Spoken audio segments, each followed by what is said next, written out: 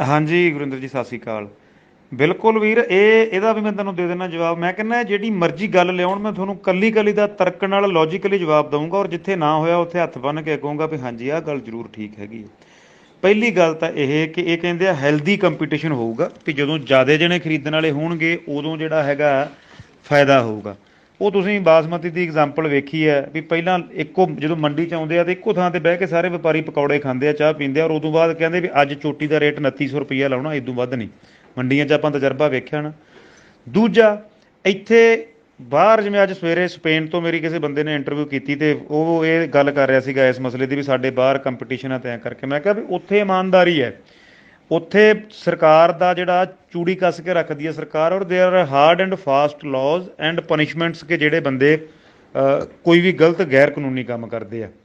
ਸੋ ਇੱਥੇ ਜਦੋਂ ਕੰਪਨੀਜ਼ ਆਉਣਗੀਆਂ ਤਾਂ ਉਹਨਾਂ ਉੱਤੇ ਕੋਈ ਚੈੱਕ ਹੀ ਨਹੀਂ ਹੈਗਾ ਕਿ ਤੁਸੀਂ ਜਿਹੜਾ ਹੈਗਾ ਕਿਸ ਰੇਟ ਤੇ ਚੀਜ਼ ਖਰੀਦਣੀ ਆ, ਔਰ ਕੋਈ ਮਾਪਦੰਡ ਨਹੀਂ ਉਸ ਆਰਡੀਨੈਂਸ ਦੇ ਵਿੱਚ ਵੀ ਜਿਹੜੀ ਚੰਗੀ ਫਸਲ ਆ ਉਹਦਾ ਕੀ ਮਾਪਦੰਡ ਹੋਊਗਾ, ਉਹਦਾ ਮੋਇਸਚਰ ਕੀ ਹੋਊਗਾ, ਉਹਦੀ ਜਿਹੜੀ ਸਾਫ਼ ਸਫਾਈ ਦਾ ਕੀ ਲੈਵਲ ਹੋਊਗਾ, ਉਹਦੇ ਬਾਰੇ ਕੋਈ ਤਰਕ ਹੀ ਨਹੀਂ ਹੈਗਾ। ਔਰ ਉਸ ਤੋਂ ਵੀ ਅਗਲੀ ਗੱਲ, ਜੇ ਇਹ ਇਮਾਨਦਾਰ ਆ ਤੇ ਇਹਨਾਂ ਨੇ ਇਹ ਉਹਦੇ 'ਚ ਕਲੌਜ਼ ਕਿਉਂ ਨਹੀਂ ਪਾਈ ਕਿ ਜੇ ਕਿਸੇ ਬੰਦੇ ਨੂੰ ਕੋਈ ਪ੍ਰੋਬਲਮ ਹੋਊਗੀ ਪ੍ਰਾਈਵੇਟ ਪਲੇਅਰ ਤੋਂ ਜਾਂ ਉਹ ਬਾਣੀਏ ਤੋਂ, ਤਾਂ ਉਹ ਅਦਾਲਤ 'ਚ, ਹੁਣ ਆਪਾਂ ਨੂੰ ਕੋਈ ਸਮੱਸਿਆ ਆਉਂਦੀ ਹੈ ਆਪਾਂ ਜਾਂ ਪੁਲਿਸ ਕੋਲ ਜਾਂਦੇ ਜਾਂ ਪੰਚਾਇਤ ਕੋਲ ਜਾਂਦੇ ਆ ਜਾਂ ਆਪਦੇ ਐਮਐਲਏ ਮੰਤਰੀ ਕੋਲ ਜਾਂਦੇ ਤੇ ਜਾਂ ਅਖੀਰ ਤੇ ਅਦਾਲਤ 'ਚ ਜਾਂਦੇ ਆ।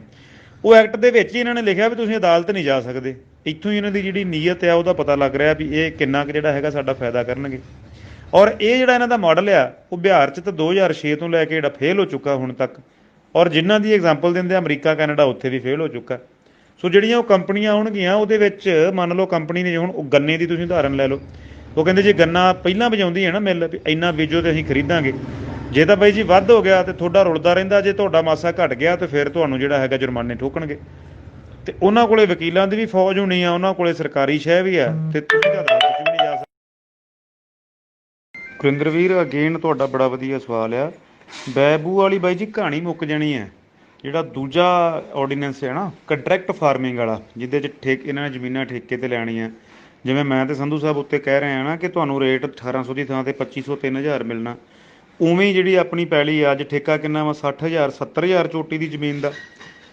ਬਾਣੀਆਂ ਆਊਗਾ ਲਾਲਾ ਕਾਰਪੋਰੇਟ, ਗੌਤਮ ਅਡਾਨੀ ਰਿਲਾਇੰਸ ਵਾਲੇ ਅਬਾਨੀ ਦਾ ਕੋਈ ਚੇਲਾ ਫੀਲਾ ਜਿਹੜਾ ਮੈਨੇਜਰ, ਤੁਹਾਨੂੰ ਕਹੂਗਾ ਬਾਈ ਜੀ ਵੀ 1.25 ਲੱਖ ਰੁਪਈਆ ਮਹੀਨੇ ਦਾ ਠੇਕਾ ਦੇਵਾਂਗੇ, ਸਾਲ ਦਾ 15 ਲੱਖ ਰੁਪਈਆ ਜਿਹੜਾ ਹੈਗਾ ਤੁਹਾਨੂੰ ਮਿਲੂਗਾ 15 ਕਿੱਲਿਆਂ ਦਾ, ਜਾਂ ਸੌਰੀ ਮੈਂ ਉਹਦੇ ਨਾਲ 12 ਨਾਲ ਗੁਣਾ ਕਰ ਗਿਆ, ਕਹਿਣ ਤੋਂ ਭਾਵ ਜੇ 10 ਏਕੜ ਜ਼ਮੀਨ ਹੈ ਤਾਂ ਤੁਹਾਨੂੰ ਮਿਲੂਗਾ ਜੀ 10 ਕਿੱਲਿਆਂ ਦਾ 10 ਲੱਖ, ਔਰ 25000 ਉੱਤੇ ਲਾ ਲਓ ਤੁਸੀਂ 2.5 ਲੱਖ ਉੱਤੇ, ਉਹੀ 12.5 ਲੱਖ ਰੁਪਈਆ।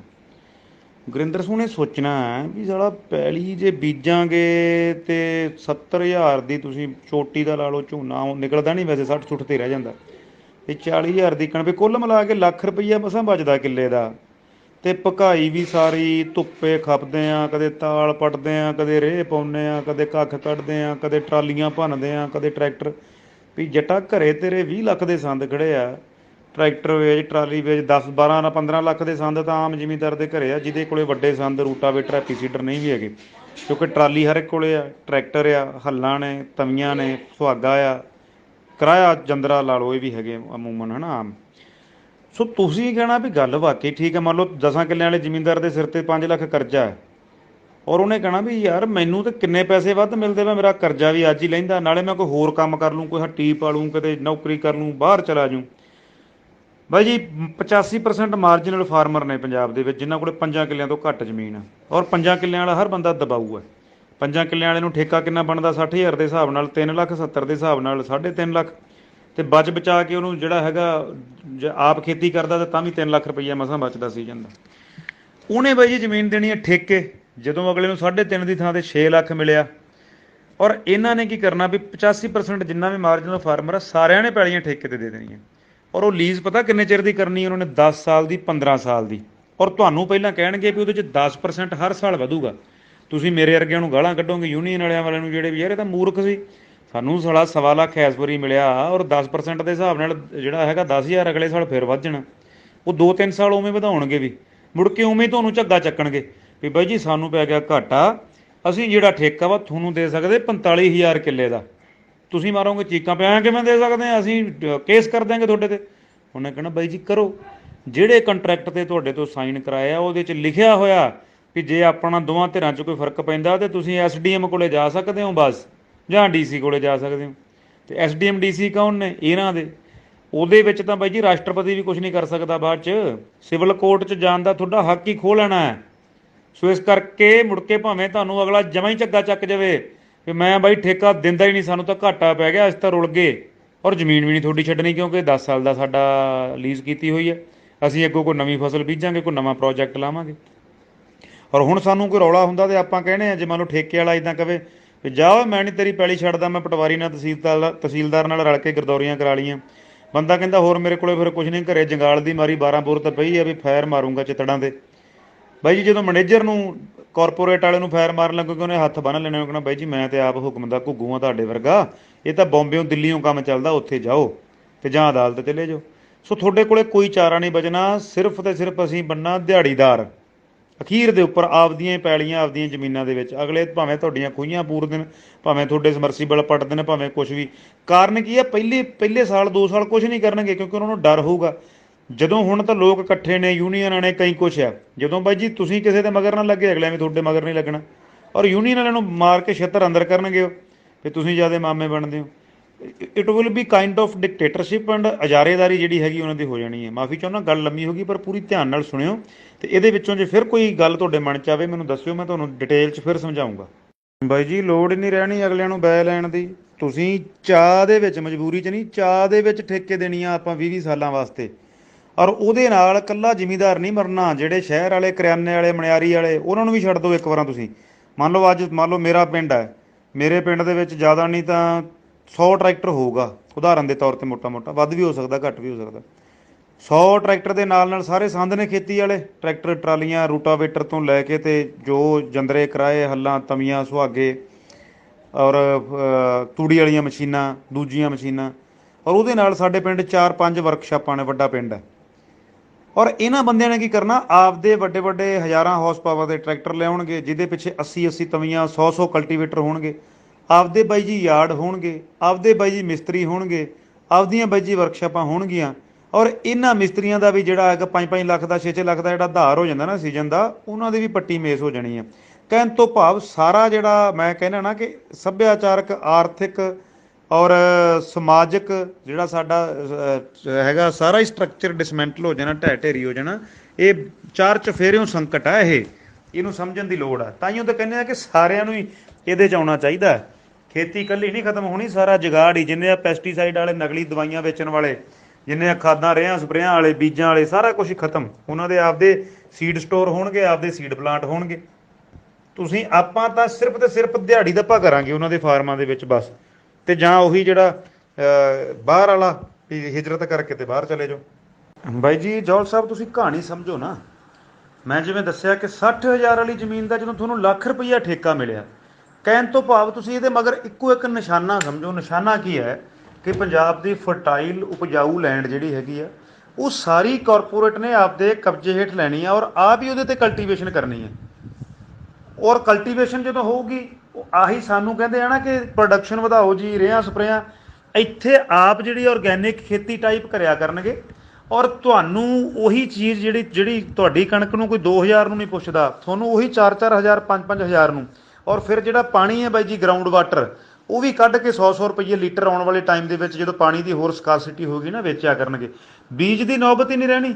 ਜਦੋਂ ਮੰਨ ਲਓ ਆਪਾਂ ਨੂੰ 60,000 ਦੀ ਥਾਂ ਤੇ ਲੱਖ ਰੁਪਈਆ ਠੇਕਾ ਮਿਲਿਆ, ਤਾਂ ਬੰਦੇ ਤਾਂ ਹੁਣ ਹੀ ਨਹੀਂ ਸਮਝਦੇ ਪਏ। ਜਦੋਂ ਅਗਲਿਆਂ ਨੂੰ ਬਾਈ ਜੀ ਡਬਲ ਆਮਦਨ ਹੋ ਗਈ, ਮੰਨ ਲਓ ਉਦਾਹਰਨ ਦੇ ਤੌਰ ਤੇ, ਜਿਵੇਂ ਮੈਂ ਦੱਸਿਆ ਕਿ 5 ਕਿੱਲਿਆਂ ਵਾਲੇ ਦਾ ਜੇ 2 ਲੱਖ ਕਰਜ਼ਾ ਉਹਦੇ ਸਿਰ, ਔਰ 5 ਸਾਲ ਹੋ ਗਏ 2 ਲੱਖ ਲੈਂਦਾ ਹੀ ਨਹੀਂ ਪਿਆ, ਬੈਕ ਟੂ ਬੈਕ ਵੱਧਦੀ ਜਾਂਦੀ ਵਿਆਜ।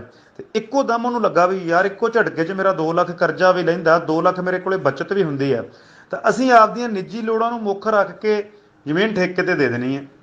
ਔਰ ਜਿਹੜੇ ਵੱਡੇ ਬੰਦਿਆਂ ਨੂੰ ਵਹਿਮ ਹੈ, ਤੁਹਾਡੇ ਚੋਂ ਜੇ ਕੋਈ LPU ਗਿਆ ਹੋਵੇ, ਲਵਲੀ ਪ੍ਰੋਫੈਸ਼ਨਲ ਯੂਨੀਵਰਸਿਟੀ ਜਿਹੜੀ ਫਗਵਾੜੇ ਤੋਂ ਜਲੰਧਰ ਰੋਡ ਤੇ ਖੱਬੇ ਹੱਥ, ਉੱਥੇ ਇੱਕ ਬੰਦਾ ਅੜ ਗਿਆ ਸੀ ਬਾਈ ਜੀ, ਜੁਝਾਰੂ ਸਿੰਘ ਮਿੱਤਲ। ਉਹਨੂੰ ਕਹਿੰਦੇ ਵੀ ਜਿੰਨੇ ਮਰਜ਼ੀ ਖਾਲੀ ਚੈੱਕ ਲੈ ਲਾ ਤੇ ਭਰ ਲਾ, ਉਹ ਕਹਿੰਦਾ ਨਾ ਬਈ।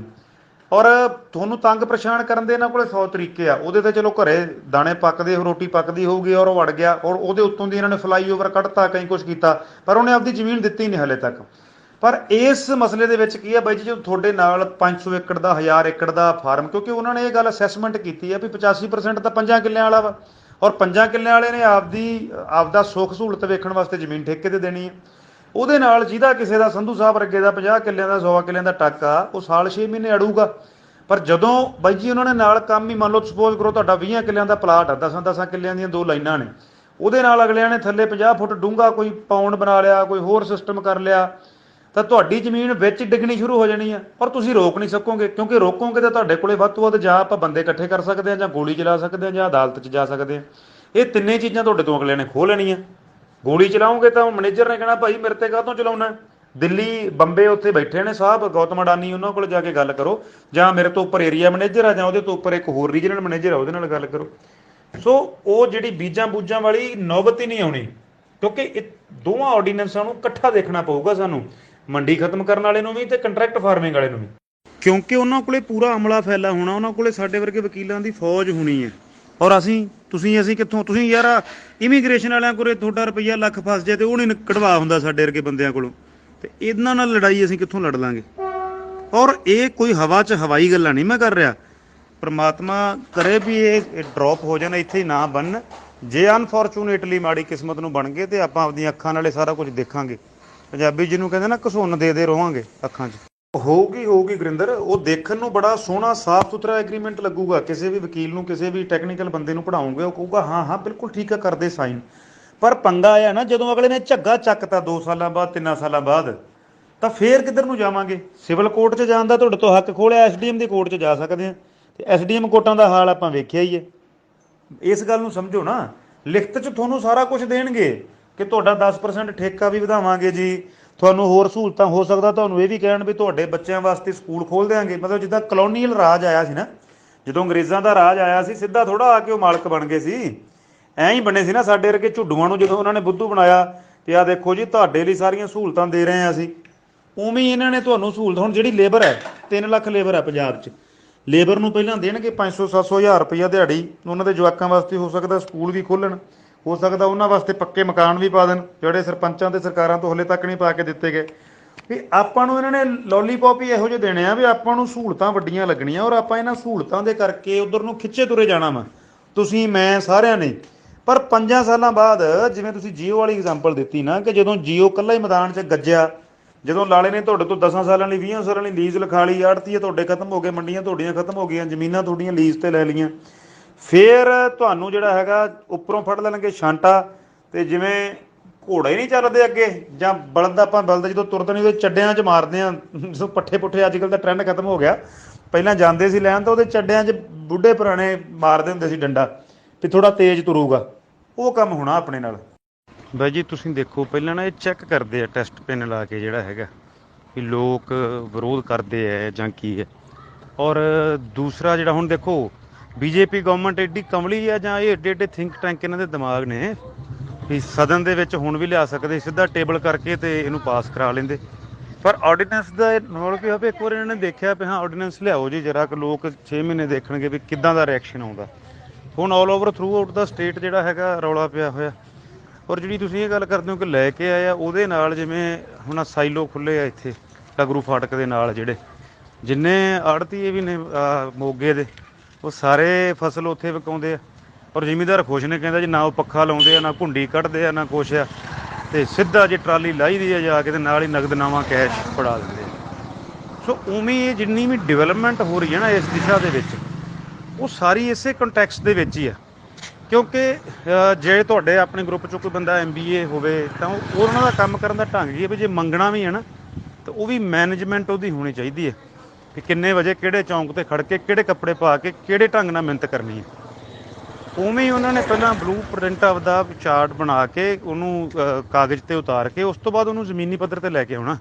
ਜ਼ਿਮੀਂਦਾਰ ਵਾਂਗੂ ਨਹੀਂ ਵੀ ਮਾਸੀ ਦੇ ਮੁੰਡੇ ਵਾਲੇ ਵੇਖ ਕੇ ਆਲੂ ਲਾ ਲਏ ਤੇ ਬਾਅਦ 'ਚ ਵਿਗੇ ਨਹੀਂ ਤੇ ਸੜਕ 'ਤੇ ਸੁੱਟ ਤੇ। ਤੁਹਾਡੀ ਫਸਲ ਜਿਹੜੀ ਹੈਗੀ ਅੱਜ ਰੁਲਦੀ ਹੈ, ਇਹਨਾਂ ਖੇਤਾਂ ਦੇ ਵਿੱਚ ਹੀ ਉਹ ਲਾ ਕੇ, ਤੇ ਸਾਡੇ ਖੇਤਾਂ ਨੂੰ ਵਰਤ ਕੇ ਸਾਨੂੰ ਜਿਹੜਾ ਹੈਗਾ ਕੰਗਾਲ ਬਣਾਉਣਗੇ, ਔਰ ਸਾਡੇ 'ਤੇ ਚੌਧਰ ਕਰਨਗੇ।